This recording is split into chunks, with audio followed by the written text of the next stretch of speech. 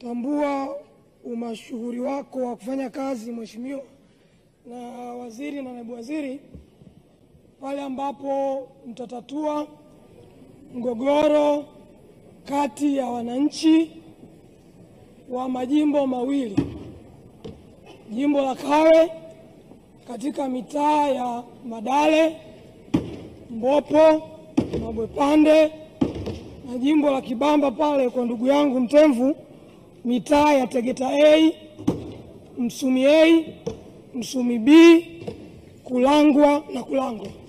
Kwa huu mgogoro wewe ni waziri wa tatu. Nilianza kueleza hapo bungeni wakati waziri akiwa Mheshimiwa Mabula akashindwa kutatua. Nikaeleza waziri alipokuwa Jerry Silaa akakwama kutatua. Sasa wewe ni waziri wa tatu.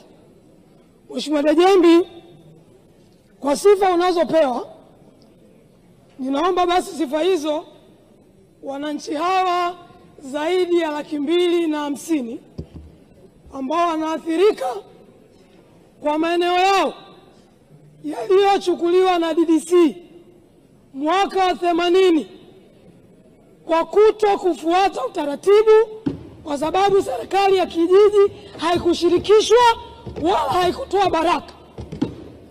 Wakaenda kupata hati mezani.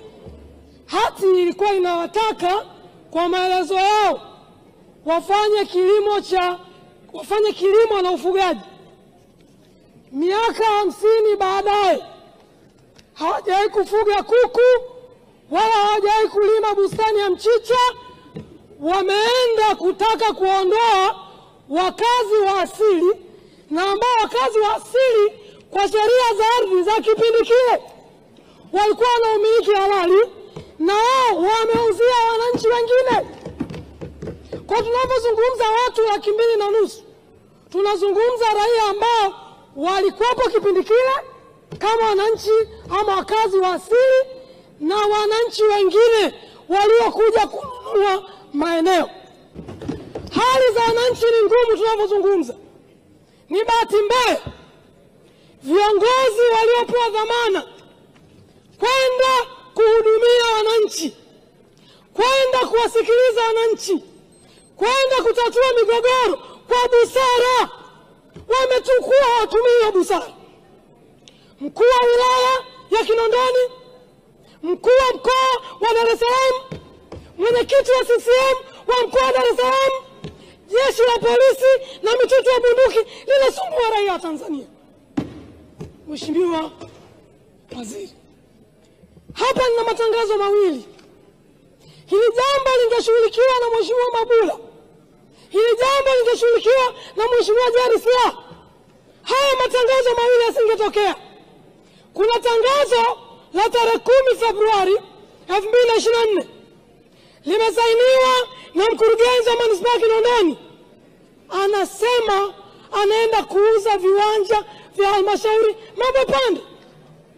Tangazo la pili tarehe 9 Mei 2025 limesainiwa na Shedrack Maximilian, anaenda kuuza maeneo. Na mbaya zaidi, watu wamejenga nyumba zao, watu wana viwanja vyao, viwanja vyenye nyumba na viwanja ambavyo havina nyumba vinauzwa wakati wananchi wako ndani ya ardhi yao. Hii ni nchi huru. Ardhi ya Tanzania ni mali ya Tanzania. Mheshimiwa Rais amepewa dhamana. Tunaomba usaidie kumaliza huu mgogoro. Mheshimiwa, taarifa Mheshimiwa. Mheshimiwa Naibu Spika, anazungumza nusu vizuri, nusu haijakaa vizuri. Na kwa sababu kanishirikisha na nafasi ya kumpa taarifa. Serikali imejitahidi kwenda na huu mgogoro kwa hatua. Na hatua ya kwanza waliofanya chini ya mkuu wa mkoa wa Dar es Salaam, maeneo ambayo hayajavamiwa tayari. Twende taratibu. Acha kunipotezea muda.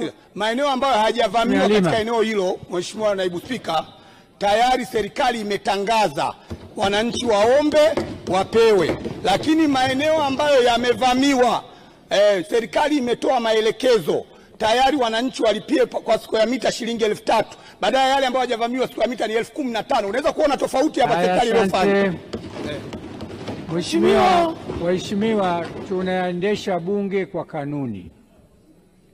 Taarifa ni sehemu ya haki ya mbunge ndani ya bunge. Na msemaji anapewa taarifa, jibu lake ni moja tu, kukubali taarifa au kuikataa na endelea na shughuli zake. Mheshimiwa, haina haja kutupiana maneno, haina haja kugombana, wala haina haja jambo lolote. Ndio kanuni zinaposema. Na Mheshimiwa Halima, wewe ni mwanasheria. Hizi kanuni tumetunga pamoja. Endelea. Mheshimiwa Naibu Spika, sipokei taarifa na ninamshauri mbunge. Acha upokee taarifa, endelea. Sipokei taarifa.